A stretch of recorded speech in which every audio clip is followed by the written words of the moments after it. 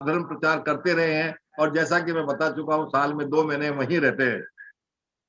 आप 2010 से प्रतिदिन कॉन्फ्रेंस पर लाइव अमेरिका और कनाडा के क्लासेस लेते हैं, उनको पढ़ाते हैं। अब भी रेगुलर पढ़ा रहे हैं और 10 वर्षों से पढ़ाए जा रहे हैं। मासिक पत्रिका वीतराग विज्ञान के आप सह संपादक हैं एवं पाक्षिक जैन पथ प्रदर्शन के संपादक हैं। पिछले 22 वर्षों से शास्त्रीय वर्ग के विद्यार्थियों को, आप सुनिए, 22 वर्षों से, क्या कह रहा हूं मैं, 22 वर्षों से शास्त्रीय वर्ग के विद्यार्थियों को सिद्धांत एवं न्याय विषयों का अध्ययन कराते हैं।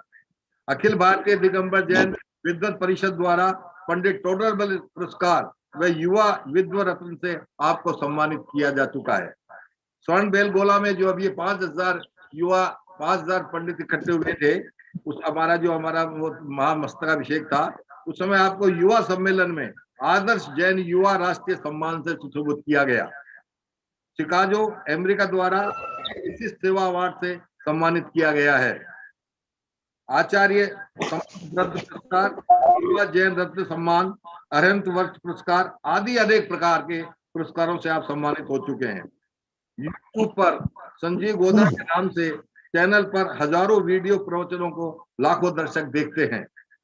मैं रोजाना सुबह 9:20 पर, आप रोजाना, जैसे कि मैं बता चुका हूँ, इस जो अपने बड़ा मंदिर है जैन मंदिर जयपुर का, उसके अंदर नियमित रूप से प्रवचन करते हैं 9:20 से 10:10 तक।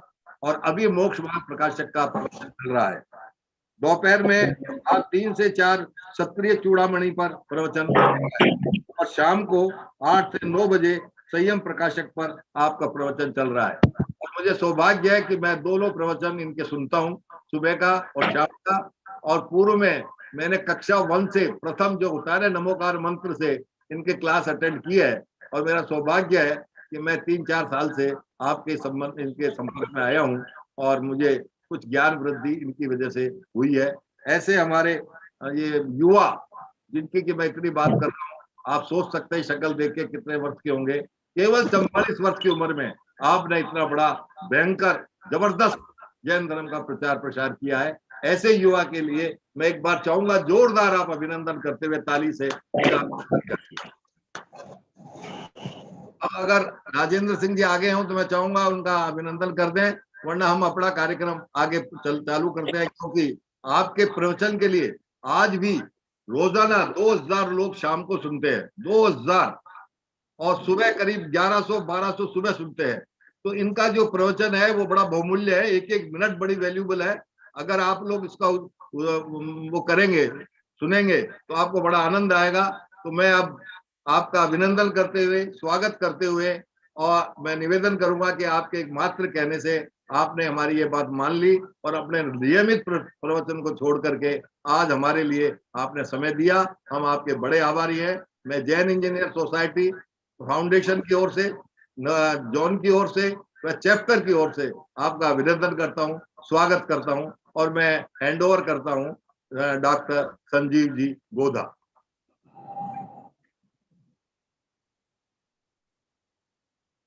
राजेंद्र जी हैं? राजेंद्र सिंह जी अगर हैं तो मेरा निवेदन है, कृपया आप 2 शब्द बोल करके इस कार्यक्रम को प्रारंभ करवाएं। धन्यवाद अपन अध्यक्ष जी से करवा देंगे, एसके साहब से, एसके जैन साहब से। अगर मेरी आवाज सुन रहे हैं तो कृपया आप इनके लिए 2 शब्द कह करके इनको प्रारंभ करवाएं कार्यक्रम को।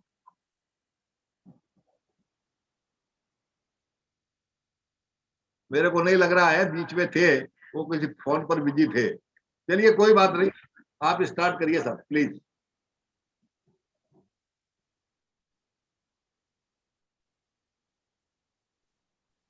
शुरू करते हैं हम लोग। स्पॉटलाइट मंगलाचरण। जिसने बताया जगत को प्रत्येक कण स्वाधीन है, करता न धरता कोई है, अणु अणु स्वयं में लीन है, आत्म बने परमात्मा, हो शांति सारे देश में, है देश ना सर्वोदयी, महावीर के संदेश में, महावीर के संदेश में। Jain engineers society international foundation के माध्यम से हो रहा आज का ये आयोजन भगवान महावीर स्वामी की जन्म जयंती के प्रसंग पर हम सब भगवान महावीर स्वामी का यह जन्मोत्सव, जन्म कल्याणक का प्रसंग बहुत धूमधाम से मना रहे हैं। यह कोई पहला समय नहीं है जब हम भगवान महावीर जयंती मना रहे हों। हमने अपने जीवन में निश्चित तौर पर उतनी महावीर जयंती तो मनाई ही होगी जितनी हमारी उम्र हो गई है। क्यों साहब? उतनी महावीर जयंती तो हम सब ने मनाई ही है ना, जितनी हमारी उम्र हो गई है। लेकिन हम सब ने महावीर जयंती कैसे मनाई है, जरा विचार कीजिए उसे। हम कैसे मनाते हैं महावीर जयंती? आज तक हम महावीर जयंती को कैसे मनाते रहे? जय हो महावीर भगवान की, जुलूस निकाल लिए, शोभा यात्राएं निकाल दी, प्रभात फेरी निकाल दी, आयोजन हो गए धूमधाम से, लड्डू बांट दिए, महावीर जयंती की शुभकामनाएं। जब से फेसबुक और व्हाट्सएप का समय आ गया है, तब से तो फेसबुक पर, व्हाट्सएप पर, सब जगह पर महावीर भगवान, महावीर भगवान, महावीर भगवान की जन्म जयंती, जन्म कल्याणक की बधाइयां ऐसे ही मनाई है ना सब आपने, लोगों को खूब लड्डू खिला करके, बधाइयां दे दे करके। लेकिन मैं आपसे पूछना चाहता हूं, क्या महावीर भगवान को जाने बिना महावीर जयंती मनाई जा सकती है? क्या महावीर भगवान के जीवन परिचय के बिना महावीर जयंती मनाना सार्थक होगा? ऐसी महावीर जयंती की क्या सार्थकता है जिसमें हम महावीर भगवान को ही नहीं जानते हो, जिसमें हमारा भगवान महावीर स्वामी से ही परिचय नहीं हो? कौन थे भगवान महावीर स्वामी? कैसा था उनका जीवन? क्या थी उनकी लाइफ स्टाइल? क्या घटनाएं घटित हुई थी उनके जीवन में? उन्होंने हमें क्या दिया जो आज उनके निर्वाण के लगभग 2550 वर्ष बाद भी हम उन्हें याद करें? कितना लंबा समय, 2620वां जन्म उत्सव मना रहे हैं ना अपन। इतने लंबे काल बाद भी आज के इस स्वार्थ भरे समय में, जिस समय अपने सगे पिताजी को कोई मरने के तीसरे दिन बाद याद नहीं करता, हम महावीर भगवान को याद करें इतने लंबे काल बाद भी। आखिर कुछ तो बात होगी उनमें, कुछ तो दिया होगा उन्होंने हमारे को। आखिर ऐसी क्या बात है? थोड़ी बहुत चर्चा करूंगा आज भगवान महावीर स्वामी के जीवन दर्शन के संदर्भ में। आप लोगों की यदि किसी तरह की कोई जिज्ञासाएं हो तो हम अंत में थोड़ी बहुत चर्चा कर लेंगे। जो लोग जूम पर सुन रहे हैं, मैं उनसे निवेदन करना चाहता हूं, यदि वे अपने फोन को म्यूट करेंगे तो थोड़ा सुविधा रहेगी। आप अपने फोन को म्यूट करके बैठिए।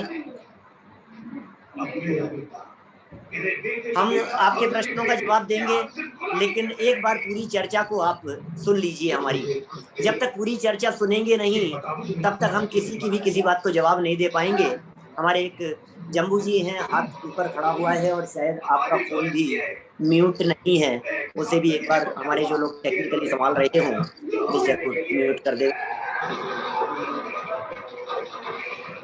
और भी किसी के घरों से आवाज आ रही है, या तो मैं सभी को म्यूट कर दूंगा एक बार।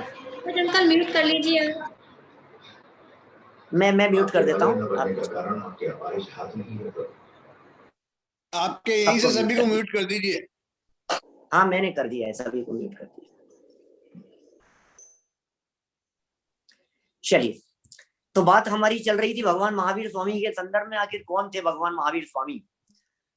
मैं कुछ चर्चाएं करूंगा नए नए लोगों के हिसाब से, कुछ चर्चाएं करूंगा पुराने लोगों के हिसाब से। मेरे YouTube पर बहुत सारे साधर्मी लोग जो नियमित स्वाध्याय करते हैं, उनकी दृष्टि से भी चर्चा करूंगा, बच्चों की दृष्टि से भी चर्चा करूंगा, कुछ कहानी सुनाऊंगा, कुछ प्रसंग सुनाऊंगा, कुछ उनके सिद्धांतों की चर्चा करूंगा। मेरे पास में समय है लगभग 45 से 50 मिनट का। मैं जितनी अधिक से अधिक बातें भगवान महावीर स्वामी के संदर्भ में आज आपको बतला सकूं, उतना प्रयत्न करूंगा। कहां से शुरू होती है भगवान महावीर स्वामी की गाथा? कहां से शुरू होती है भगवान महावीर स्वामी की चर्चाएं? हम क्या जानते हैं भगवान महावीर स्वामी के बारे में? कौन थे भगवान महावीर स्वामी? मैं आपको ले चलना चाहता हूं बहुत पीछे समय पर, बहुत पीछे, बहुत पीछे। मैं तीसरे काल में आपको ले चलना चाहता हूं, जहां से भगवान महावीर स्वामी के पूर्व भव की चर्चा मिलती है, सबसे पहले भव की चर्चा मिलती है। और वो जो सबसे पहला भव था, वो भव मिलता है पुरुरवा भील का। ओहो, पुरुरवा भील की अवस्था, कैसा था उसका जीवन उस भील की अवस्था में, कैसा होगा आप सोच सकते हैं? वैसा ही होगा जैसा एक भील का होता है, मध्य मांस मधु का सेवन करने वाला। जीवन में एक बार मुनिराज का समागम मिल गया, कुछ ऐसा अवसर मिल गया, मध्य मांस मधु का त्याग कर दिया उसने, मुनिराज के उपदेश को सुन करके जीवन बदल गया, धर्ममय हो गया जीवन। ऐसा सुनते हैं हम। एक कौवे के मांस के त्याग की प्रतिज्ञा दिलाई उसे, और फिर उसके बाद में जो उसका जीवन बदल गया, तो बदलते बदलते फिर वो मरण प्राप्त करके सौधर्म स्वर्ग में चला गया। और उसके बाद उसने जन्म लिया मारीची के रूप में भगवान ऋषभ देव के घर में, भरत चक्रवर्ती के पुत्र के रूप में। मैं बात कर रहा हूं महावीर स्वामी के उस भव की, जिसका संबंध ऋषभ देव भगवान के पौत्र के रूप में दिखाई दे रहा है। भगवान ऋषभ देव स्वामी और ऋषभ देव भगवान के पोते, स्वयं ऋषभ देव भगवान के पोते हैं। अब सोचो जरा क्या स्थिति होगी। माहौल कितना अच्छा था, वातावरण कितना अच्छा था, समय कितना अच्छा था, फैमिली बैकग्राउंड कितना स्ट्रांग था, कितना सॉलिड था। और इतना स्ट्रांग और इतना सॉलिड फैमिली बैकग्राउंड होने के बावजूद भी, इतना स्ट्रांग बावजूद होने के बावजूद भी, लेकिन धर्म नहीं कर पाया वो। पिताजी तो चक्रवर्ती थे भरत जी, उसके दादाजी तीर्थंकर थे ऋषभ देव, पर दादाजी नाभिराय की यदि बात करें अपन, राजा नाभिराय की, तो वे अंतिम कुलकर थे। उनके यदि चाचा की बात करें तो वे बाहुबली स्वामी प्रथम कामदेव थे। उनके यदि दूसरे चाचा की बात करें तो वृषभ सेन, वे प्रथम गणधर थे इस युग के। उनकी यदि दोनों बुआओं की बात करें, ब्रह्मी और सुंदरी, तो वे प्रथम आर्यिकाएं थी इस युग की। आप सोच सकते हैं। उनके यदि भाइयों की बात करें तो नित्य निगोद से निकले हुए 923 भाई ऐसे थे जो उसी भाव से मोक्ष जाने वाले थे। उनके यदि किसी और चाचा की बात करें अनंत वीर्य, तो इस युग में सबसे पहले मोक्ष जाने वाले थे। आप कल्पना तो कीजिए जरा, फैमिली बैकग्राउंड कितना स्ट्रांग था, कितना सॉलिड था, लेकिन उसके बावजूद भी समझने का काल नहीं आया था, सुधरने का काल नहीं आया था, समय नहीं था, अवसर नहीं था कि वे सुधर सके, संभल सके। फिर क्या हुआ भाई साहब? फिर क्या बताएं हम आपको, हुआ क्या? ऋषभ देव भगवान के समूह शरण के अंदर पहुंच गए और समूह शरण में पहुंच करके विरोध करना शुरू कर दिया। लो, और घटना क्या थी? सिर्फ इतना सा प्रसंग, ऋषभ देव भगवान से किसी ने दिव्य ध्वनि में इतना सा पूछ लिया कि प्रभु, जैसा उपदेश आपका आज यहाँ हो रहा है, क्या ऐसा ही उपदेश यहाँ बैठे हुए किसी व्यक्ति का और हो सकता है? किसी और का ऐसा उपदेश होगा कभी? कोई आपके जैसा तीर्थंकर बनेगा क्या कभी? अब सोचो जरा, ये प्रश्न पूछा गया तो ऋषभ देव भगवान की दिव्य ध्वनि में आया कि हाँ, यही हमारी सभा में बैठा हुआ एक जीव जिसका नाम है मारीची, हमारा ही पोता, ये इसी 24 में 24वां तीर्थंकर बनेगा, इसके भी समूह शरण लगेगा और दिव्य ध्वनि की रचना होगी। ये बात सुनकर के मारीची को मजा नहीं आया भाई साहब। क्या चावड़ा जी साहब, मजा नहीं आया ये बात सुनकर के, बल्कि विरोध का भाव जागृत हुआ। गजब हो गया, हम तो इतनी सी बात से प्रसन्न हो जाते हैं कि यदि आपको थोड़ा सा इतना सा कह दिया जाए निहाल जी साहब कि आप भगवान बनने वाले हैं, आपको भगवान ने भव्य देखा है, विनोद जी शाह साहब आपको भव्य देखा है, आप भगवान बनने वाले हैं, इतनी बात सुनकर, तीर्थंकर परमात्मा की इतनी सी बात सुनकर हम तो कितने प्रसन्न हो जाएंगे, हमारी तो प्रसन्नता का ठिकाना नहीं रहेगा। लेकिन मैं क्या बताऊं आपको, बहुत लंबा काल था भाई साहब, कहां पहले तीर्थंकर और कहां 24वें तीर्थंकर। मारीची ने उस बात को समझ लिया, विरोध करके बाहर निकल पड़ा, बाहर निकल गया विरोध करके समूह शरण के बाहर। अरे किसको सुनने के लिए जा रहे हो, कौन से बाबा जी, बूढ़े बाबा जी बात सुनाएंगे? मुझे लगता है शायद वैसा ही जेनरेशन गैप होगा जैसा आज दादा और पोते के बीच में दिखाई देता है। पिता पुत्र के बीच की दूरियां बहुत दिखती है, तो दादा और पोते के बीच की दूरियां तो बहुत दिखाई देगी ही, ऐसा लगता है मुझे। इस तरह की बात होगी। सोचना एक बार, जो बात कही जा रही है उसके बारे में एक बार थोड़ा सा विचार करना। जो बात कही जा रही है, माने हम जो बात कह रहे हैं, हम जो बात आपको कह रहे हैं, इस बात के ऊपर एक बार थोड़ा सा गौर फरमाइएगा। जिन लोगों को थोड़ा ऐसा लगता है कि हमारी बात सुन नहीं रहे हैं, जिन लोगों को ऐसा लगता है बच्चे कहना मानते नहीं है, जो लोग कभी कभी मुझसे ये कहते हैं पंडित जी क्या बतलाऊं आपको, जमाना बहुत बदल गया है, आजकल का जमाना बहुत खराब है, आजकल के जमाने में कहाँ सुनते हैं साहब हमारी बात, आजकल के नए नए जवान छोरे ये बात ही नहीं मानते हैं। सुनो भैया, जमाना कभी नहीं बदलता है, पुराने जमाने से यही चला आ रहा है। आज आप ये बात कह रहे हो, लेकिन अपनी लाइफ को देखोगे तो आप महसूस करोगे कि शायद बचपन में आप भी अपने पिताजी की, दादाजी की बात को नहीं मानते थे। हर काल में ऐसा ही होता रहा है। मैं क्यों आपके जमाने की बात करूं, मैं तो ऋषभ देव भगवान के जमाने की बात कर रहा हूं। मैं तो वहां तक आपको ले जा रहा हूं जिस जगह पर पहुंच करके आप महसूस करेंगे ऋषभ देव भगवान के पोते मारीची ने उनकी नहीं मानी। शायद मैं ये कहना चाहता हूं, समझने का काल नहीं आया था, समझने का काल नहीं आया था, होनहार नहीं थी, निमित्त चारों तरफ से मौजूद थे। जिन लोगों को ऐसा लगता है निमित्तों से काम होता है, निमित्तों से काम होता है, निमित्त निमित्त निमित्त निमित्त आएगा तब काम होगा, मुझे बतलाइए इससे अच्छे और क्या निमित्त हो सकते थे? मुझे बतलाइए इससे अच्छे और कौन से निमित्त हो सकते थे आत्म कल्याण करने के लिए? इससे इससे ज्यादा बढ़िया और कौन से प्रसंग हो सकते थे जब ये जीव मुनि बन जाए, दीक्षा ले लेवे, आत्म कल्याण कर लेवे, निर्वाण की प्राप्ति कर लेवे, इससे ज्यादा बढ़िया और कौन से प्रसंग होंगे? लेकिन भाई साहब समय नहीं था। पता है समझने का समय कब आया? पता है सुधरने का अवसर कब आया? जब वो शेर की अवस्था में थे। लो, माने मतलब भगवान महावीर स्वामी की भगवान बनने की जो यात्रा है, वो यात्रा शेर की अवस्था से शुरू होती है। क्या बात कर रहे हो आप? हाँ जी, वे पशु से परमेश्वर बने, जंगल में एक हिरण को फाड़ करके खा रहे थे। ओहो, क्या जंगल में हिरण को फाड़ करके खा रहे थे, और फिर क्या करें? दो चारण रिद्धिधारी मुनिराज विदेश क्षेत्र से घूमते फिरते हुए वहां कहीं चर्चा चल पड़ी, ऐसा समूह शरण भरत क्षेत्र के अंदर कहीं 24वें तीर्थंकर वर्तमान में कहाँ होंगे, और चर्चा चली और वो उठ करके आ गए यहाँ जंगल में। वो जंगल में देखा तो एक हिरण को फाड़ करके खा रहा है, एक शेर की अवस्था में, खून से लथपथ हाथ दिखाई दे रहे हैं, दांतों में से खून टपकता हुआ दिखाई दे रहा है, सारे पंजे खून से सने हुए नजर आ रहे हैं। और ऐसे समय में मुनिराजों ने आकर के उपदेश दिया, दो मुनिराजों ने, और उपदेश को सुन करके होनहार भली थी, सम्यक दर्शन की प्राप्ति हो गई। क्या उपदेश दिया होगा भाई साहब मुनिराजों ने? मुनिराजों ने क्या समझाया होगा? मुनिराजों ने क्या बतलाया होगा? मुनिराजों ने किस प्रकार का उपदेश दिया होगा जिसे सुनकर के उसे सम्यक दर्शन की प्राप्ति हो गई शेर की अवस्था में? और समझाने वाले साक्षात तीर्थंकर थे, तब समझ में नहीं आई। मैं ये कहना चाहता हूं, कुछ भगवान महावीर स्वामी के सिद्धांतों के रूप में एक बात यहां समझाना चाहता हूं। समझने का काल आता है तो समझाने वाला सामने कौन है इसका कोई फर्क नहीं पड़ता है, और जब समझने का काल नहीं आता है तो बड़े से बड़े महात्मा त्यागी व्रति भी यदि समझाने लगे तो भी ये जीव समझ नहीं पाता है। ऐसा ही स्वरूप है भाई साहब, क्या करें, ये स्वरूप ही इसी तरह का है। कुछ ना कुछ तो उपदेश दिया होगा। अच्छा, क्या उपदेश दिया होगा भाई साहब? नरेंद्र जी, भाई साहब, पाटनी जी, क्या क्या उपदेश दिया होगा बोलो? कोई ऐसा उपदेश दिया होगा, अरे भाई शेर, तो फिर कौन सी लैंग्वेज में दिया होगा? मुनिराज उपदेश देने आने से पहले शेर की लैंग्वेज सीख करके आए होंगे।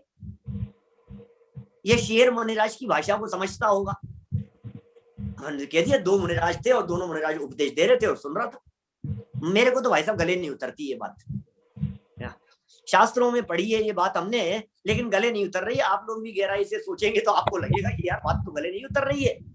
इस बात में क्या सच्चाई हो सकती है कि मुनिराज का उपदेश सुना और उसे सम्यक दर्शन की प्राप्ति हो गई? समझ से परे दिखाई दे रही है बात मुझे, लेकिन भाई साहब बात तो शास्त्रों की है, बात तो आचार्यों की है, इसमें कहीं कुछ गड़बड़ी तो नहीं हो सकती है। तो सुनो सुनो सुनो, फिर हुआ क्या होगा?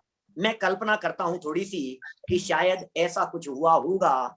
शेर को भले ही कुछ समझ में नहीं आ रहा है, लेकिन इतना तो समझ में आ रहा है कि दो लोग सामने खड़े हैं। क्यों साहब, मैं तो बिल्कुल प्रैक्टिकल बात करता हूँ, बहुत गंभीरता से सोचना। इतना तो शेर के समझ में आ ही रहा था कि दो लोग सामने से कुछ कह रहे हैं। इतनी तो बात समझ में आ रही थी कि कुछ न कुछ उपदेश चल रहा है। इतनी बात तो समझ में आ रही थी कि ये कुछ ना कुछ यार ऐसा फीलिंग, मैं शेर की फीलिंग को कभी कभी पकड़ने की कोशिश करता हूँ पदम कुमार जी साहब, तो मैं ऐसा महसूस करता हूँ, से लगा होगा कि यार मुझे ऐसा लगता है कि शायद इनको देख करके ऐसा लग रहा है कि ये इनको डर नहीं लग रहा मौत का, मैं फाड़ करके खा जाऊंगा। शेर की फीलिंग की बात कर रहा हूं। शेर को ऐसा लगा होगा, मैंने अपनी लाइफ में किसी भी व्यक्ति को आज तक खड़े हुए नहीं देखा, जिसको देखा है दौड़ते हुए देखा है, जिसको देखा है भागते हुए देखा है, मेरे सामने आज तक कोई टिका ही नहीं है। मैं जहां गांव में चले जाऊं तो गांव खाली हो जाता है, नगर की तरफ चले जाऊं तो नगर खाली हो जाता है, भीड़ में चले जाऊं तो सब भागने लग जाते हैं। ये दो व्यक्ति मेरे सामने खड़े हुए हैं, आप कल्पना कीजिए उस शेर की फीलिंग क्या होगी उस समय में, क्या फीलिंग हो सकती है उस शेर की। अरे यार इनको मौत का डर नहीं लग रहा है, मरने से नहीं घबरा रहे हैं ये, इन्हें लग नहीं रहा है कि मैं मर जाऊंगा, इसका मतलब कुछ ऐसा है जो मरता नहीं है। सोचना जरा, कुछ ऐसी बात ख्याल में आ गई, कुछ ऐसा है जो मरता नहीं है, अरे मारने से भी नहीं मरता है, कोई एक ऐसा तत्व है। ये बात जैसे ही दिलो दिमाग में आ गई, ओहो सारा उपदेश सार्थक हो गया भाई साहब, जाति स्मरण हो गया, पूर्व के भाव दिखाई देने लगे, सम्यक दर्शन की प्राप्ति हो गई। कुछ और नहीं चाहिए उनको, पूर्व का भाव याद आ गया, वर्तमान की देशना ख्याल में आ गई, कुछ भाव वासन हो गया, सम्यक दर्शन की प्राप्ति हो गई, भाव सुधर गया। और फिर शेर की पर्याय में मांस का तो तत्काल त्याग हो ही गया। कई लोग ये कहते हैं मांस खाते खाते सम्यक दर्शन, सुनो अंदर का अंदर रह गया, बाहर का बाहर रह गया, मांस का जीवन पर्यंत के लिए त्याग हो गया, सूखी घास खाने लगा। बोलो, झरनों का पानी पीता था वो भी हाथ से हिला करके, मानो छान करके पी रहा हो। कैसे कैसी स्थिति होगी उस शेर की अवस्था में, कैसे जीवन यापन करता होगा। शेर की दांत वैसे नहीं है, शेर की आंतें वैसी नहीं है जो शाकाहार को पचा सके, लेकिन उसके बावजूद भी उसने शाकाहार अपनाया, जीवन बदल गया। कहां, भगवान महावीर बनने के लिए मानो उसकी यात्रा शुरू हो गई, मार्ग शुरू हो गया, रास्ता शुरू हो गया भाई साहब। अब भगवान महावीर बनने वाले, अब निर्वाण की प्राप्ति होने की शुरुआत हो रही है यहाँ से। और फिर क्या था, उत्थान उत्थान उत्थान, फिर स्वर्ग के भाव और मनुष्य पर्याय के भाव चलते रहे, और कुछ भाव बाद में राजा नंद के भाव में उन्हें तीर्थंकर कर्म प्रकृति का बंधन हुआ। राजा नंद के भाव में तीर्थंकर कर्म प्रकृति को बांध लिया, ओहो, और तीर्थंकर कर्म प्रकृति को बांध करके 16वें स्वर्ग में चले गए, 22 सागर की आयु, और यहाँ धरती पर जन्म लेकर, कुंडलपुर में जन्म लेकर, राजा सिद्धार्थ और त्रिशला माता के घर में जन्म लेकर, त्रिशला माता के गर्भ से जन्म लेकर अब वे तीर्थंकर बनेंगे। 22 सागर स्वर्ग में आयु, अरे तीर्थंकर कर्म प्रकृति बन रही थी। अरे सच्चा जन्मोत्सव भगवान महावीर स्वामी का यदि मनाना है तो हम क्या मनाएंगे, सच्चा जन्मोत्सव तो मनाया था देवगति के जीवों ने। गर्भ में आने के 6 महीने पहले से रत्नों की बरसात शुरू हो गई थी कुंडलपुर नगर में। गर्भ में आने के 6 महीने पहले रत्नों की बरसात, 9 महीने गर्भ में रहे तब 15 महीने तक रत्नों की बरसात। क्या दृश्य होंगे, क्या वातावरण होगा, कैसी परिस्थितियां होगी, सोचिए तो सही आप। माता को 16 स्वप्न पहले ही पता लग गया, कोई ऐसा महाभाग्यशाली जीव आने वाला है, गर्भ में आए उस दिन पहले ही पता लग गया। और फिर क्या था, राजा सिद्धार्थ से जब उन स्वप्नों का फल पूछा तो पता लग गया, ओहो 3 ज्ञान के धारी, 24वें तीर्थंकर, अंतिम शासन नायक बनने वाले ऐसे वर्धमान के जीव आपके गर्भ में अवतरण हो चुका है। देवों और देवियों ने आकर के गर्भ कल्याण का उत्सव मनाया। गर्भ शोधन की प्रक्रिया, जब गर्भ में आ गए उसके बाद 9 महीने तक स्वर्ग की देवांगनाएं, देवियां, 56 कुमारियां भगवान महावीर स्वामी के साथ में बैठकर, माने वे तो गर्भ में और माता के साथ में बैठकर, ऐसा समझिए आप, तत्व चर्चा किया करती थी, धार्मिक प्रश्न पूछा करती थी, माता का मन बहलाती थी। गर्भ अवस्था में भी वे बालक वर्धमान के जीव पद्मासन बैठते थे, माता को रंच मात्र भी तकलीफ नहीं हो जाए। मैं वे घटनाएं बतला रहा हूं जो घटनाएं तीर्थंकरों के जीवन में घटती है। माता का पेट आगे नहीं बढ़ता है, पद्मासन से बैठते हैं गर्भ अवस्था में वे बाल तीर्थंकर। माता का गर्भ शोधन होता है। हमारे जन्म जहां हुए हैं ऐसे माँ के गर्भ में तो गंदगी और मल रहता है, वहां नहीं जन्मते तीर्थंकर। गर्भ शोधन की प्रक्रिया चलती है देवियों के माध्यम से। ओहो 9 महीने पूरे हुए और जन्म का प्रसंग आ गया और देवलोग धरती पर उतर आए। भगवान महावीर स्वामी का जन्म कल्याणक बनाने के लिए, जन्मोत्सव मनाने के लिए। कौन सा दिन था वो? चैत्र शुक्ल त्रयोदशी का दिन। धन्य हो गई वो तेरस। यार हमें कभी कभी ऐसा लगता है विनोद जी लोहाड़िया साहब, कभी कभी ऐसा लगता है हमारे को कि उनका तो जन्म कल्याणक बनाने के लिए देव आ गए और हमारे जन्म कल्याणक के ऊपर कोई नहीं आया। जन्म कल्याणक ही नहीं हमारा, हमारा भी तो जन्म हुआ है। ऐसा क्या था उनके जन्म में जिसके जन्म को मनाने के लिए देव लोग आ गए? जन्म तो जन्म था, जन्म से कोई भगवान तो होते नहीं, भगवान तो थे नहीं। भैया भगवान तो भले ही नहीं थे, लेकिन अंतिम जन्म था। जन्म की कीमत नहीं है, पॉइंट टू बी नोटेड। जन्म की कीमत नहीं है, अंतिम जन्म की कीमत है। चैत्र शुक्ला त्रयोदशी क्यों फेमस हो गई? चैत्र शुक्ला त्रयोदशी क्यों पवित्र हो गई? चैत्र शुक्ला त्रयोदशी क्यों धन्य हो गई?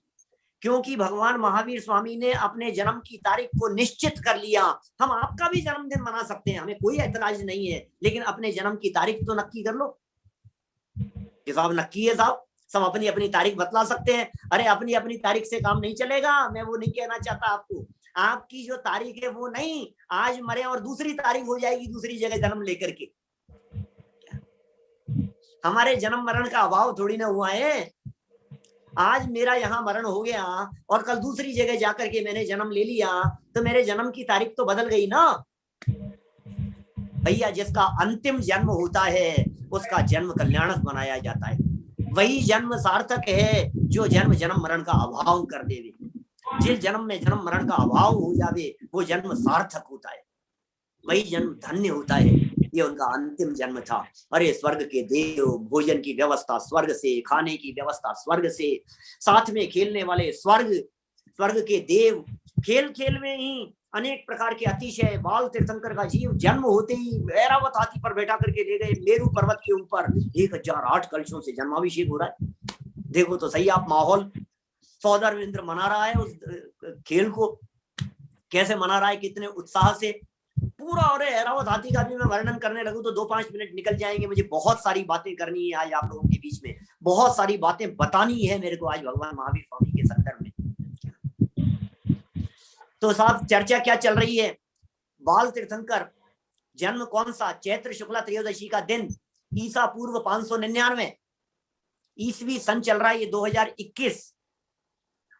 2021 चल रहा है। 2100 से ज्यादा परिवार यूट्यूब पर लाइव है, आपके जूम पर फुल है आईडी अपनी। 2021 चल रहा है। 599 में 2021 को जोड़िए, ईसा पूर्व 2021 चल रहा है ना, ये 2021 और इस 2021 चल रहा है, इसमें जोड़ने 599 तो टोटल हो गया 2620। जब भी जो भी सन चल रहा हो, फॉर्मूला देता हूं आपको। भगवान महावीर स्वामी का कौन सा जन्म कल्याणक है? ये कौन सा जन्मोत्सव दिन है? जो भी सन चल रहा हो, 2025 चल रहा है, 599 जोड़ देना। 2040 में पहुंच गए, 599 जोड़ देना। ईसा पूर्व 599 में भगवान महावीर स्वामी का जन्म हुआ था और निर्वाण का हुआ था ईसा पूर्व 527 में। मतलब ईसा के 527 वर्ष पहले निर्वाण हो गया था और 599 वर्ष पहले उनका जन्म हुआ था। कोई बात नहीं, ऐरावत हाथी पर बिठा करके ले गए मेरू पर्वत के ऊपर, सुमेरु पर्वत के ऊपर। 1008 कलशों से हो रहा है जन्माभिषेक। ओहो क्या 1008 कलशों से। और कितने दिन हुए भाई साहब जन्मे हुए कितना टाइम हुआ है? आज जिस दिन जन्मे हैं उसी दिन की बात चल रही है। एक एक कलश इतना बड़ा होता है कि आप लोग जिस जिस नगर में बैठ करके सुन रहे हैं, यदि आपके नगर में यदि उस कलश को डाला जाए तो बाढ़ आ जाए। एक कलश डाल दिया जाए तो ऐसे 1008 कलशों से जन्माभिषेक। सोचिए तो सही, जरा कल्पना तो कीजिए क्या स्थिति होगी। महावीर जी गोदा साहब, आप कल्पना कर सकते हैं? और वो बाल तीर्थंकर, एक बार तो ऐसा भी लगता है सौदर में इंद्र को विकल्प खड़ा हो गया। ऐसा विकल्प आया सौदर में इंद्र को। सौदर में इंद्र ये सोचने लगा, यार मुझे समझ में नहीं आ रही है बात इतने से, क्योंकि साइज बहुत कम थी। ऋषभ देव का जब जन्म हुआ था तब तो 500 धनुष के थे, वो तो मतलब 500 धनुष के हिसाब से उनकी काया थी। महावीर भगवान तो 7 हाथ के थे, तो उस हिसाब से इनके शरीर इतना सा था। सौदर में इंद्र को भी विकल्प आया कि यार ये क्या चक्कर है। सौदर इंद्र ने थोड़ा सा सोचा कि भाई जन्माभिषेक में कहीं तीर्थंकर बनने वाले हैं, कुछ अनहोनी नहीं हो जाए। और उसने हल्का सा हिलाया तो भाई साहब ये तो इन्होंने तो झटका दिया और उसका तो मुकुट नीचे गिर गया। ऐसा सुनते हैं माने उसे पता लग गया, अरे भाई मैं किसकी परीक्षा लेने की सोच रहा हूँ, ये तो अतुल्य बल के धनी है, जन्म से अतिशय अति ज्ञान, श्रुति ज्ञान और अवधि ज्ञान पिछले जन्म से लेकर के आए हैं। और फिर देवों के साथ में खेलते खेलते सिद्धांत सिखा दिया करते थे। कई प्रसंग, बचपन से इनका नाम वर्धमान था, बाद में इनका नाम वीर पड़ गया, फिर अतिवीर पड़ गया, फिर सन्मति पड़ गया, कर्म शत्रुओं को जीते महावीर बन गए। कई घटनाएं इनके साथ में जुड़ी हुई बतलाते हैं, छोटे छोटे से बच्चे भी सुन रहे हैं जगह जगह।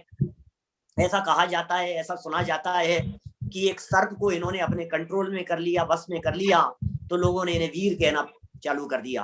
देव ने परीक्षा लेने के लिए वो सर्प बन करके आ गया था और बाद में इन्होंने उसको कंट्रोल में कर लिया तो लोगों ने इनको वीर कहना शुरू कर दिया। इसी तरह से हाथी कोई अपना सब तोड़ ताड़ करके तांडव मचा रहा था, इन्होंने उस हाथी को कंट्रोल में कर दिया तो इन लोगों ने इनको वीर नहीं महावीर कहना शुरू कर दिया। दादा ने, डॉक्टर भारिन साहब ने एक पुस्तक लिखी है, उसमें बड़े सुंदर तर्क दिए हैं। अरे भैया क्या बात करते हो, भगवान महावीर स्वामी की वीरता और महावीरता क्या सांप और हाथियों को वश में कर लेने मात्र से है? कल्पना करना थोड़ी सी, क्या सांप और हाथी को वश में कर लेना मात्र वीरता और अतिवीरता हो सकती है क्या? यदि इतने मात्र से वीर और अतिवीर हो तो दुनिया के सारे सपेरे और सारे महावत वे वीर और अतिवीर हो जाएंगे। उनकी महावीरता तो इस बात में थी कि उन्होंने कर्म शत्रुओं को जीता। उनकी महावीरता तो इस बात में थी कि उन्होंने मोहराग द्वेष रूपी शत्रुओं को जीता। ये उनकी महावीरता थी भाई साहब। खेल खेल में बातें चलती थी, चर्चाएं चला करती थी। कुछ दोस्त आए, उनके यहाँ 7 मंजिल का मकान था इनका, ऋषभ देव का 84 मंजिल का मकान था। क्या ऋषभ देव का 84 मंजिल का मकान था और यहाँ पर 7 मंजिल का मकान था इनका, ऋषभ देव भगवान का, ऋषभ देव नहीं महावीर स्वामी का। इनके दोस्त घूमते फिरते हुए आए, तलाशते हुए। नीचे माँ बैठी हुई थी, किसी काम में लगी हुई थी और माँ से पूछा कि माँ माँ माँ वो वर्धमान कहाँ है, वर्धमान कहाँ है? तो माँ ने कहा ऊपर है। ध्यान नहीं दिया और फटाफट ऊपर बतला दिया।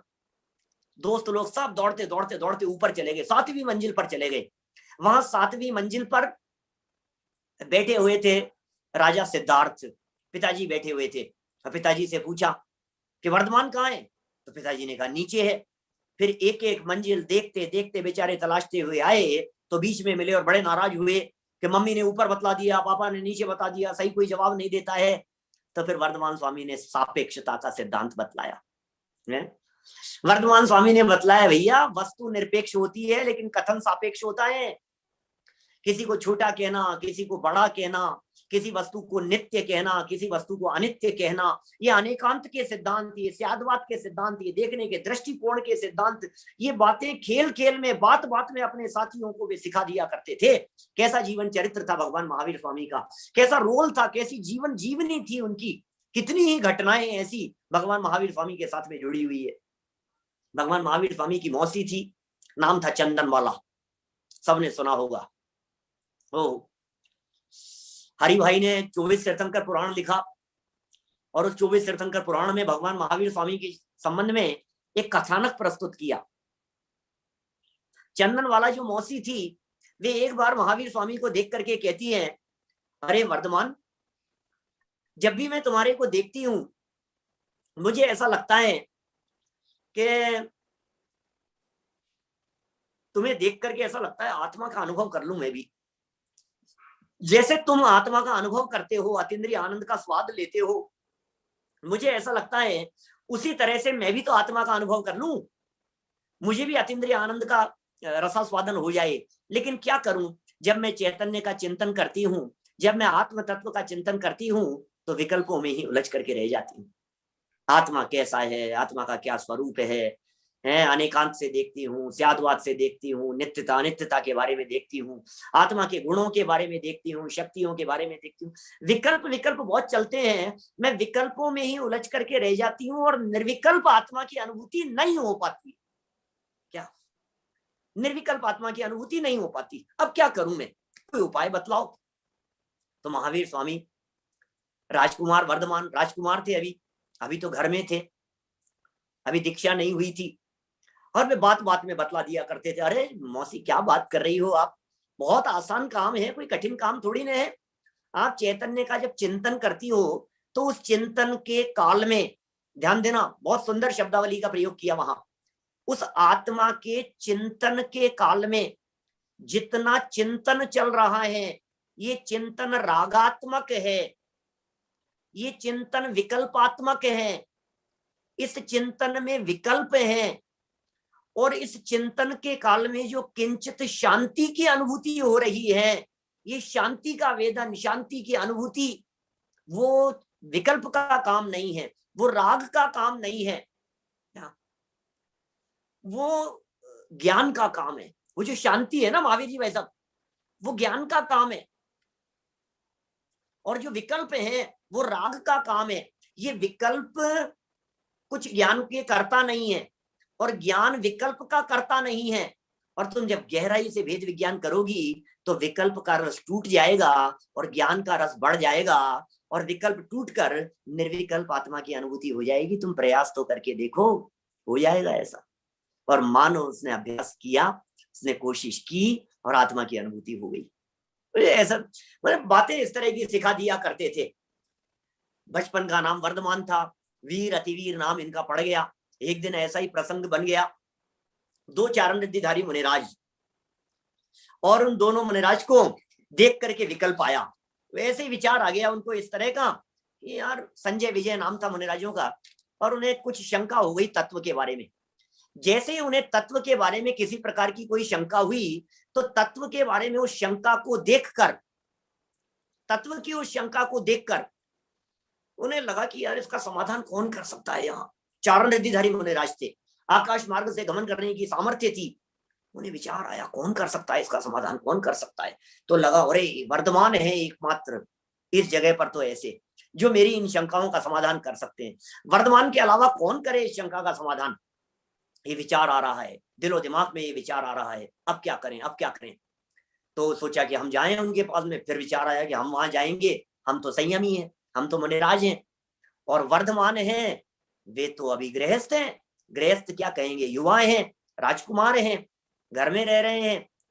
तो यदि हम वहां जाएंगे तो हम तो उनको वंदन कर नहीं सकते हैं और वे हमें वंदन नहीं कर सकते हैं। फिर क्या होगा, चर्चा कैसे शुरू होगी। बात तो सही नहीं है कि हम वहां जाएं, बड़ी असमंजस की स्थिति हो जाएगी। क्योंकि आपको मालूम होना चाहिए, तीर्थंकर बनने वाले जीव अपने जीवन काल में किसी भी व्यक्ति को वंदन नहीं करते हैं, किसी भी व्यक्ति को वंदन नहीं करते हैं। दीक्षा भी लेते हैं तो नमः सिद्धेभ्य बोल करके दीक्षा ले लेते हैं, बस नमः सिद्धेभ्य इतना कहते हैं। माने नमोकार मंत्र भी नहीं बोलते। आप कल्पना कीजिए वे कैसे नमस्कार करें, तीन लोक के नाथ होने वाले, वे किसके आगे झुकें। आपको पता होना चाहिए, ब्रह्मी और सुंदरी ने तो इसलिए विवाह नहीं किया कि पिताजी को झुकना पड़ेगा। ऋषभ देव की पुत्रियों ने इसलिए विवाह नहीं किया। तो साहब क्या करें फिर अब। तो दोनों मुनिराजों ने सोचा कोई बात नहीं, दूर से चल करके देखते हैं, देखेंगे जो कुछ भी होगा, देखते हैं क्या परिस्थिति बनती है। वे दोनों दूर से आकाश मार्ग से चले आ रहे हैं और बहुत दूर से घर की छत पर टहलते हुए युवा राजकुमार वर्धमान को देखा और देखते ही शंका का समाधान हो गया। अरे गजब हो गया भाई साहब, अरे हम शंका लेकर के आए थे और जिन्हें देखने मात्र से शंका का समाधान हो जाए, ऐसी मति जिनकी है, ऐसी बुद्धि जिनकी है, ऐसी विलक्षण प्रतिभा बुद्धि ज्ञान क्षयोक्षम के जो धनी हैं, इनका नाम तो सन्मति होना चाहिए। उन दोनों मुनिराजों ने नाम सन्मति रख दिया। क्या सन्मति नाम रख दिया गया, नाम ही सन्मति पड़ गया। अब 4 नाम हो गए इनके। आप सोचिए, जीवन की अनेक प्रकार की ऐसी घटनाएं। फिर प्रसंग बना, 30 वर्ष की युवा अवस्था में शादी नहीं करने का निर्णय लिया, दीक्षा ले ली। समय सीमित दिखाई दे रहा है, बातें बहुत सारी कहनी है मुझे, मैं थोड़ा सा स्टोरी को फास्ट बढ़ाता हूँ, कुछ बातों को छोड़ता हुआ आगे बढ़ता हूँ। पिछले भी प्रवचन है, शायद उनसे भी कुछ बातें आपको मिल जाएंगी। सुनो जरा, दीक्षा ले ली 30 वर्ष की उम्र में, और 30 वर्ष की उम्र में दीक्षा लेकर के 12 वर्ष तक तपस्या किया। मौन साधना, जीवन पर्यंत के लिए मौन, एक शब्द भी नहीं बोलेंगे। 12 वर्ष तक मौन धारण करके वे साधना करते रहे। और फिर ऋजुकूला नदी के तट पर 42 वर्ष की उम्र में उन्हें केवल ज्ञान की प्राप्ति हुई, भगवान बन गए। ओहो, अनंत दशा हो गई, समो शरण सहित विहार होने लगा, उपदेश होने लगेगा। अब सौदर में इंद्र ने जगह जगह सूचनाएं दे दी, जगह जगह नगाड़े बजा दिए, ढोल मजीरे बजा बजा करके कह दिया दिव्य ध्वनि खेलने का काल आ गया है, वर्तमान स्वामी को केवल ज्ञान की प्राप्ति हो गई है, भगवान बन रहे हैं। लेकिन ये क्या, केवल ज्ञान तो हो गया, सौदर में इंद्र के निर्देशन में समोविशरण की रचना तो हो गई। अभी कुछ दिन पहले ही मैंने सिंगापुर वालों के लिए समोविशरण की रचना पर चर्चा की थी, आप में से बहुत लोगों ने सुनी होगी। समोविशरण की रचना हो गई कुबेर के माध्यम से, लेकिन भगवान का उपदेश नहीं हो रहा है, दिव्य ध्वनि नहीं गिर रही है। ओहो, अब क्या करें? 1 दिन हो गया, 2 दिन हो गए, 3 दिन हो गए, लोग आ रहे हैं और आकर के चले जा रहे हैं। 66 दिन तक दिव्य ध्वनि नहीं गिरी, 66 दिन तक भगवान महावीर स्वामी का उपदेश नहीं हुआ। ओहो, ये क्या हो रहा है? ये हो क्या रहा है? ये कलयुग है, ये कलयुग का प्रभाव है। तीर्थंकर परमात्माओं को केवल ज्ञान की प्राप्ति और समविचरण की रचना तो दिव्य ध्वनि के लिए ही होती है। ये हो क्या रहा है? भगवान की दिव्य ध्वनि नहीं हो रही है, ये उपदेश क्यों नहीं हो रहा है? 66 दिन तक व्यवस्थापकों को कोई विकल्प नहीं आया। यहाँ तो हमारा कार्यक्रम 3 मिनट लेट हो जाए तो व्यवस्थापकों को कहने, अरे भाई क्या हुआ क्या हुआ क्या हुआ, देखो तो सही। 3 मिनट देरी से हो जाए तो आप कल्पना कीजिए, आज का अपना ये प्रवचन 8 बजे की जगह यदि 8:30 शुरू होता तो आप लोगों को क्या लगता? अरे यार टाइम दे देते हैं ऐसे ही। हम तो कोशिश करते हैं 8 का मतलब डॉट 8 पर शुरू हो, बिल्कुल ऐसा। सुबह 9:20 पर शुरू होता है, मैंने राइट टाइम 9:20 पर शुरू हो, ये कोशिश रहती है निरंतर। अब 66 दिन की डिले महावीर भगवान के समविचरण में, उनकी दिव्य ध्वनि के अंदर 66 दिन की डिले, बात गले नहीं उतर रही है यार, क्या करें? बात की समझ में नहीं आ रही है, बोलो क्या करें? राजकुमार जी वाफना साहब बोलो। माने आप सोचना जरा, अब सौदर में इंद्र को विचार आया यार आखिर क्या बात है? बोले गणधर नहीं है तो क्या करें? बोले यार गणधर ही नहीं है तो बिना गणधरों के तो तीर्थंकर भगवान की दिव्य ध्वनि कीर्ति नहीं है। बोले गणधर बनने का पात्र कौन दिखाई दे रहा है? बोले गणधर बनने की योग्यता वाला तो एक ही जीव दिख रहा है, इंद्रभूति, लेकिन वो तो ब्राह्मण वेश में है यार, उसका क्या होगा? वो कैसे आएगा? 500 शिष्यों के साथ में बैठा हुआ है, उसको कैसे लेकर के आए? ये तो बड़ी मुसीबत हो गई, योग्यता तो उसी में दिख रही है। आप देखिए, इंद्रभूति के बदलने का काल आ गया था और इधर भगवान महावीर स्वामी की दिव्य ध्वनि गिरने का काल आ गया था। जब तक दिव्य ध्वनि गिरने का काल नहीं आया था तब तक इंद्र को भी विकल्प नहीं आया। जब तक इंद्र को विकल्प नहीं आया तब तक उधर से उसके भी पलटने का काल नहीं आया, इंद्रभूति गौतम के पलटने का भी। इंद्र ने योजना बनाई और जैसा कि हम लोग सब सुनते हैं कि वो सब वहां चले गए, इंद्र इंद्रभूति के पास में चला गया वृद्ध ब्राह्मण का वेश बना करके, और वृद्ध ब्राह्मण का वेश बना करके वहां चले गया और वहां जाकर के जैसी कि किंवदंती है 4 लाइनें उसके पास में जाकर के रख दी कि यार एक बात का जवाब दो। भगवान या स्वामी गुरुदेव जो भी नाम दे उनको, ब्राह्मण थे, संस्कृत के प्रकांड विद्वान थे, 4 लाइनें रख दी सामने ले जाकर, त्रैकाल्यम द्रव्य षटकम नवपद सहितम जीव षटका एलेश्या पंचान्य चास्तिकाया व्रत समिति गति ज्ञान चारित्र भेदा इत्येतन मोक्ष मूलम त्रिभुवन मैत्री प्रोक्तम अर्हद्बृषि, फटाफट फटाफट 4 लाइनें रख दी और कहा इसका अर्थ जानना है। अब इंद्रभूति बता नहीं पाए। क्या चावड़ा जी साहब, पीसी चावड़ा जी साहब बोलो, इंद्रभूति बता ही नहीं पाए। दिमाग में लग गया यार मैं बताऊं कि नहीं बताऊं, बताऊं कि नहीं बताऊं। संस्कृत के प्रकांड विद्वान, ऐसी बात नहीं है कि वे बता नहीं सकते थे, ऐसी बात नहीं है कि उनके पास में जवाब नहीं था, ऐसी बात नहीं है कि संस्कृत की लाइनों का अर्थ नहीं जानते थे, सब संस्कृत की लाइनों का अर्थ जानते थे, लेकिन उसके बावजूद भी बतलाना उचित नहीं समझा। नहीं यार नहीं है, बताऊं कि नहीं बताऊं कि नहीं बताऊं कि नहीं। क्या चक्कर था? चक्कर ये था, श्लोक में लिखा हुआ है काल 3 है, द्रव्य 6 है, अस्तिकाय 5 है, पदार्थ 9 है। अब अर्थ तो कर दूंगा, लेकिन यदि इसने सामने से प्रश्न पूछ लिया मेरे से ये 9 कौन से हैं, मरवा दिया। यदि सामने से प्रश्न पूछ लिया क्या कि ये 6 द्रव्य कौन से हैं, तो ये तो श्लोक में लिखा नहीं है, तो कैसे बताऊंगा? तो अर्थ बताऊं कि नहीं बताऊं? समझ में आ गया साहब? मुकेश जी साहब चक्कर क्या था घाटकोपर से? हैं? अरे यार क्या करूं समझ में नहीं आ रहा है। अब माथे पे 3 साल और सौदर में इंद्र ने दुखती हुई रग के ऊपर मानो हाथ धर दिया और कहा क्या बात है, इतने बड़े प्रकांड विद्वान के पास से भी निरुत्तर लौटना पड़ेगा क्या? क्या बकता है? क्या बोले? क्या बकता है? कहां से आया है? कहां से श्लोक लेकर के आया है? किसका श्लोक है? किसका शिष्य है तू? चल उसी के पास चल करके बात करेंगे। सामने 500 शिष्य बैठे हुए हैं, रजिस्टर्ड शिष्य हैं 500। और फिर क्या था, सौधर्म इंद्र तो चाहते ही यही थे। इंद्र के वेश में नहीं थे, ब्राह्मण के वेश में थे, बूढ़े व्यक्ति के वेश में थे, सफेद बाल और सफेद दाढ़ी थी और हाथ में लकड़ी थी। बुजुर्ग व्यक्ति बनकर के आया था वो सौधर्म इंद्र। फिर वो लकड़ी लेकर के आगे आगे चल रहा है और उसके पीछे चल रहे हैं इंद्रभूति और उसके पीछे चल रहे हैं 500 शिष्य रजिस्टर्ड। इंद्रभूति को कोई जवाब थोड़ी ना देना था। वो तो सोच रहा था यार जो भी होगा मेरे को और मेरे सारे शिष्य समुदाय को देख करके घुटने टेक देगा, जो भी होगा। घमंड में जा रहा था वो तो, साथ साथ में जवाब देने थोड़ी ना जा रहा था। और फिर क्या था, समव शरण के पास पहुंचकर जैसे ही मानस स्तंभ को देखता है नजारा ही बदल गया भाई साहब। अरे भाई साहब ये मैं कौन सी दुनिया में आ गया, अरे ये क्या है, ये कहाँ आ गया हूं मैं, ये कौन सी जगह पर आ गया हूं। मानस स्तंभ को देखते ही मान गलित हो गया क्या।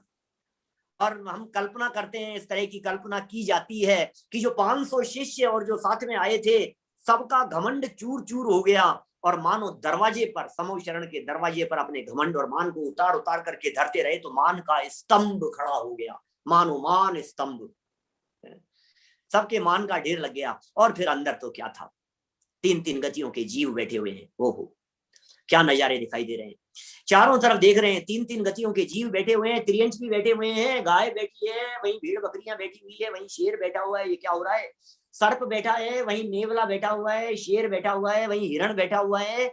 ये बात समझ में नहीं आ रही है, ये कैसा चमत्कार दिखाई दे रहा है। इधर देखो तो देवगति के जीव बैठे हुए हैं, 6 ऋतुएं एक साथ फलती फूलती हुई नजर आ रही है। भाई साहब ये क्या हो रहा है, ये क्या है, ये कैसी जगह पर आ गया हूं। असंख्यात देव जिनको सुन रहे हैं, लाखों मनुष्य जिनको सुन रहे हैं, लाखों त्रियंच अनगिनती जिसको सुन रहे हैं, सारे लोग ऐसी गतियों के जीव इनको सुन रहे हैं, सुनने के लिए आकर के बैठे हैं जिनकी सभा में मैं किनके पास में आ गया हूं।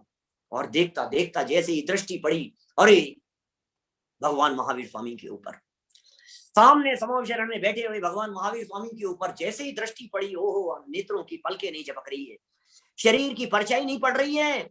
ऐसा लगा महावीर भगवान मानो मुझे ही देख रहे हो। वो परम औदारिक शरीर के अंदर देखे हुए वो देखते देखते ऐसा लगा ये क्या हो रहा है। अभी भगवान महावीर स्वामी का उपदेश शुरू नहीं हुआ है भैया, अभी दिव्य ध्वनि गिरना प्रारंभ नहीं हुआ है। और मानो भगवान महावीर स्वामी ने कुछ मौन उपदेश दे दिया। ए भाई, अरे भाई क्या देखता है, देखने वाले को देख, देखने वाले को देख। कौन है देखने वाला, अपने भीतर में देख, बाहर में क्या देख रहा है, बाहर में कुछ देखने लायक नहीं है, ये देखने लायक नहीं है। तेरे अंदर में देख, एक चैतन्य देव, ऐसा ही परमात्मा, ऐसा ही प्रभु, ऐसा ही चैतन्य देव, ऐसे ही चैतन्य के चमत्कारों वाला तत्व तेरे अंदर में बैठा हुआ है, जरा उसे देख। ओह क्या बात बताएं भाई साहब, मानो अरे क्या क्या दृश्य थे, क्या हालत होगी। और उसने अंदर में देखा और अंदर में देख करके आत्म तत्व का अनुभव हो गया। न केवल सम्यक दर्शन, गुणस्थान चौथे से 5वां, 5वें से 6ठा 7वां, बाहर में कपड़े उतरते जा रहे थे, अंदर में गुणस्थान बढ़ते जा रहे थे। बाहर में सीढ़ियां चढ़ता चला जा रहा था, फिर गुणस्थान चढ़ना चालू हो गया और कपड़े उतरना चालू हो गया। ये क्या माहौल बनता चला गया। और एक आज का ग्रहित मिथ्यात्वी व्यक्ति जो शायद पहले 6 द्रव्यों के नाम तक नहीं जानता था, एक ऐसा व्यक्ति जो 7 तत्व के नाम नहीं जानता था, एक ऐसा व्यक्ति जो 24 तीर्थंकरों में से 23 तीर्थंकरों के नाम तक नहीं जानता था, एक ऐसा व्यक्ति जिसने नमोकार मंत्र तक कभी नहीं सीखा था, आज वो हॉट सीट पर जाकर के बैठ गया, 4 ज्ञान का धारी हो गया। मति ज्ञान, श्रुति ज्ञान, अवधि ज्ञान, मने पर यह ज्ञान का धारी हो गया, गणधर बन गया। भगवान महावीर स्वामी का उपदेश होना शुरू हो गया। ओह धन्य है भगवान महावीर स्वामी, धन्य है उनकी देशना, धन्य है उनकी ऐसी देशना जिससे सुन करके जगत के जीव आत्म कल्याण करने वाले हैं।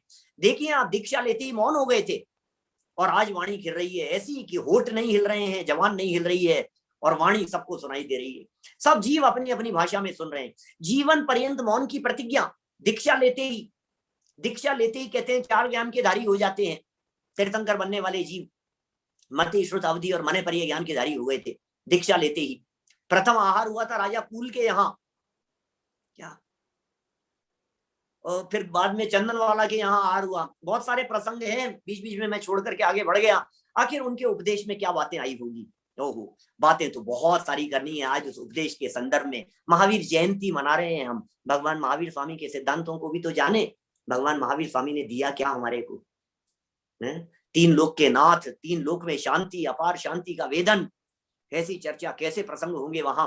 भव्य जीव सुन रहे हैं, क्या सुनने के लिए आकर के बैठे होंगे, क्या बताया होगा उन्होंने, क्या सिखाया होगा।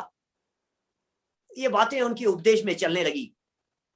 ओ देखो आप, बहुमूल्य जगत का वैभव यह क्या हमको सुखी बना सकता, अरे पूर्णता पाने में क्या इसकी है आवश्यकता। बोलो, ये बहुमूल्य जगत का वैभव आपको सुखी करने में समर्थ नहीं है। हे भव्य प्राणियों, हे जगत के भव्य जीवों, जैसे हम आत्मा हैं वैसे ही आत्मा तुम भी हो।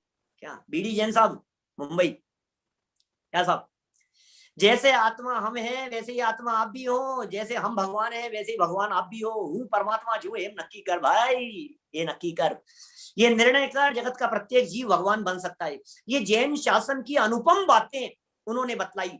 हर आत्मा भगवान बन सकता है, हर आत्मा में भगवान बनने की ताकत है। कर्ता न धर्ता कोई है, अणु अणु स्वयं में लीन है। कण कण की स्वतंत्रता की चर्चाएं उन्होंने बतलाई। एक द्रव्य दूसरे द्रव्य का कर्ता धर्ता नहीं होता, ये बातें भगवान महावीर स्वामी ने बतलाई। हे भव्य जीवों, अपने स्वरूप को जानो। हे भव्य जीवों, अपने स्वरूप को पहचानो। हे भव्य जीवों, अपने आप को जान करके तुम मेरे बगल में आकर के बैठ जाओ, तुम्हें मेरे से पहले सिद्ध दशा की प्राप्ति हो सकती है। भगवान महावीर स्वामी के समूह शरण में 700 केवली थे, मालूम है आपको? 700 जीवों ने केवल ज्ञान की प्राप्ति की भगवान महावीर स्वामी के समूह शरण में उपदेश को सुन करके। और उनके उपदेश को सुन करके न मालूम कितने जीव तिर रहे हैं, पार लग रहे हैं।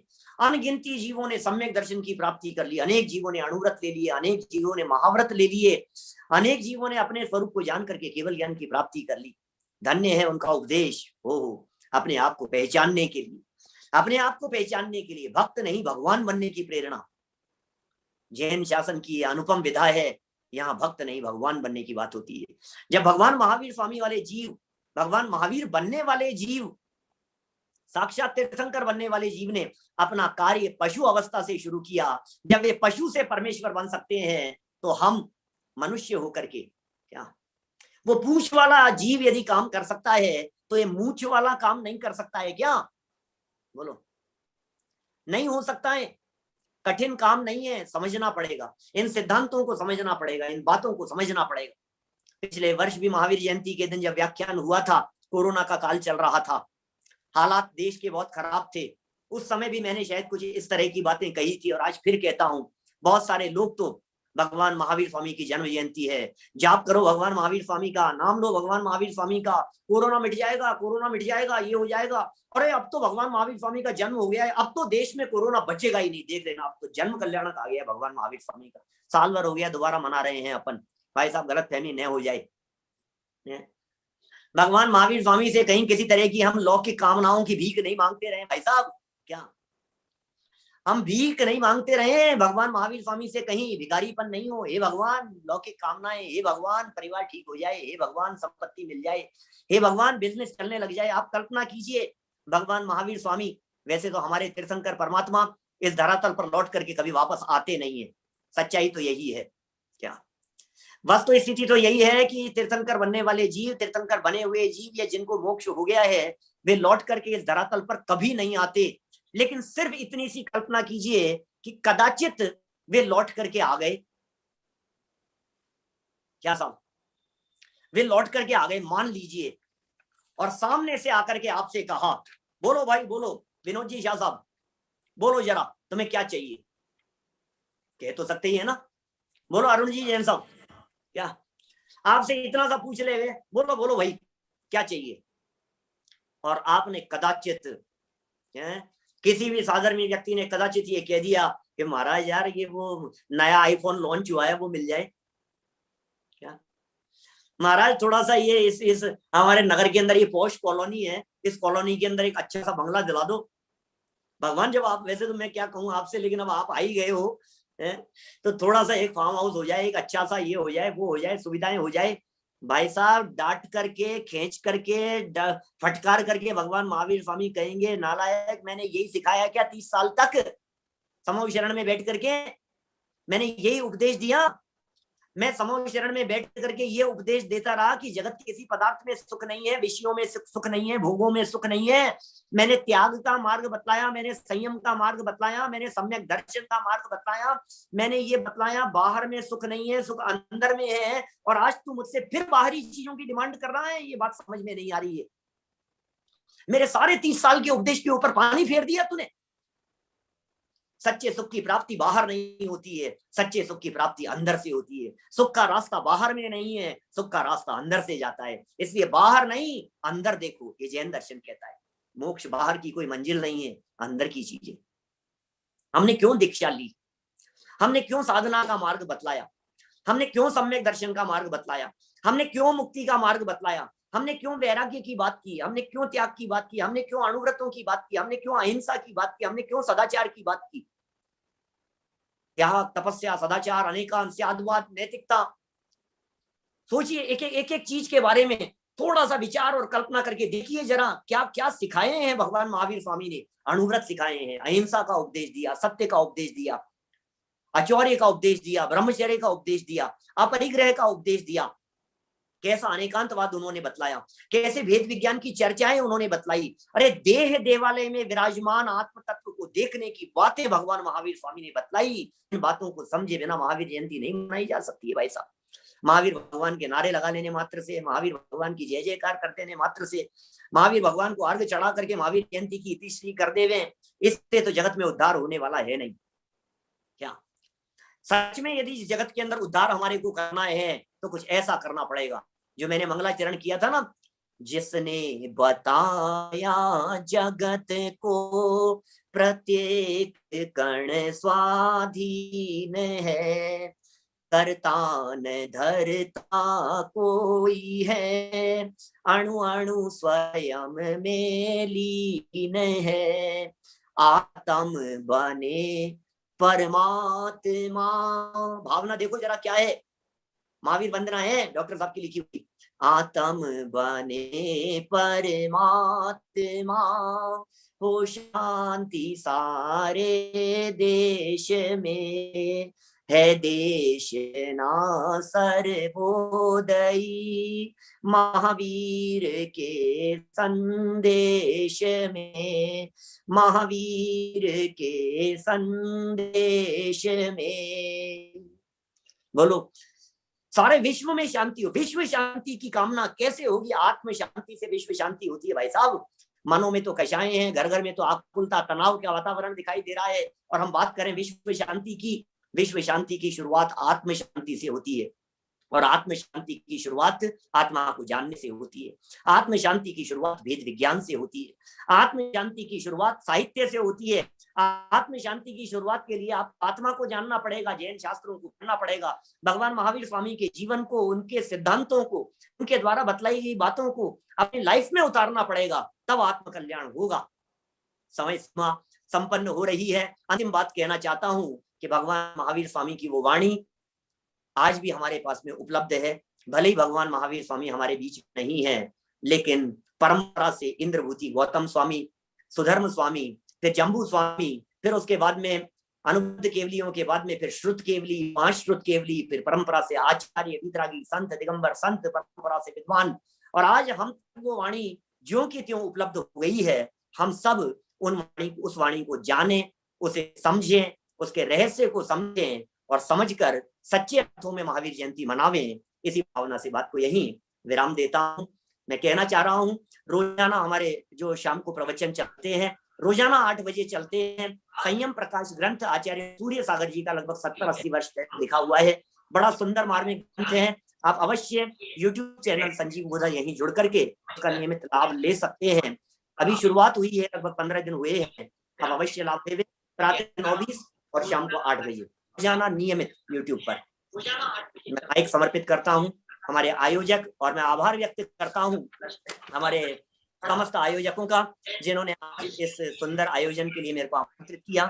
Jain engineers society international federation की तरफ से, फाउंडेशन की तरफ से राजकुमार जी बाफना साहब, विनोद जी शाह साहब, अरुण जी शाह साहब और सम्मानित पी चावड़ा साहब का जय।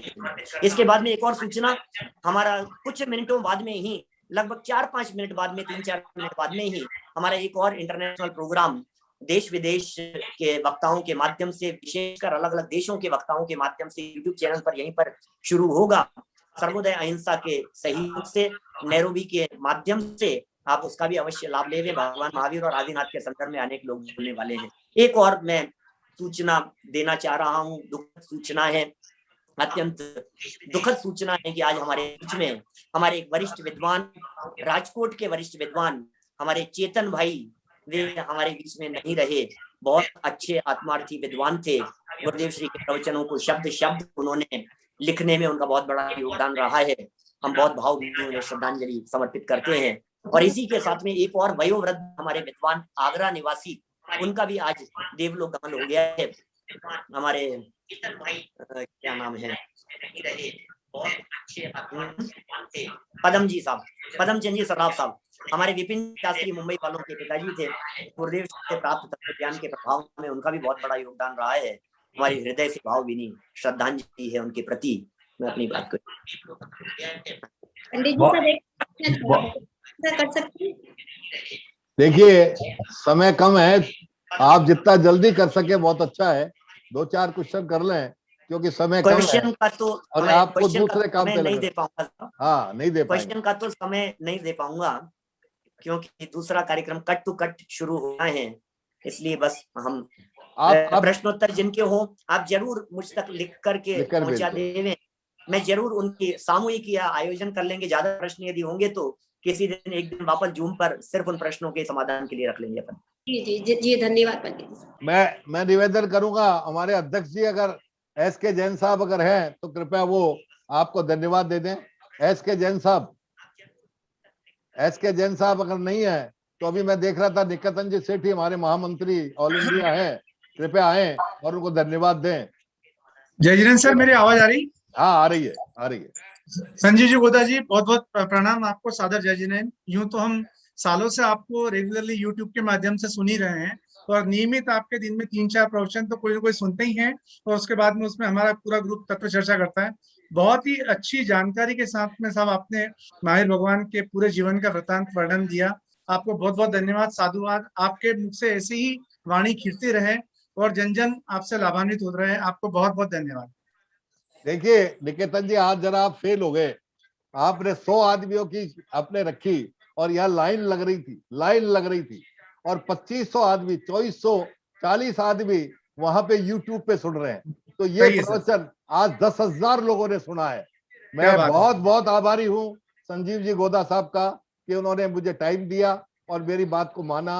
और हम इसी तरह आपको, जैसे पूर्व में भी आप 3-4 बार आपको मैं बुला चुके हैं, हम फिर बुलाते रहेंगे। इसी भावना से हम आपको धन्यवाद देते हुए, अभिनंदन करते हुए, स्वागत करते हुए आपका फिर अभिनंदन करते हैं। डॉक्टर संजीव गोदा। संजीव जी का बहुत आभार, जयपुर की तरफ से संजीव जी का बहुत बहुत आभार। Thank you very much. Now दूसरा कार्यक्रम में वो जाएंगे और हमारा भी एक दूसरा कार्यक्रम प्रारंभ हो रहा है, इसलिए आप सभी से क्षमा और लिव बचाते। बहुत बहुत धन्यवाद। संजीव जी एक बार वापस। ठीक सर, धन्यवाद। जय जिनेन्द्र। जय जिनेन्द्र।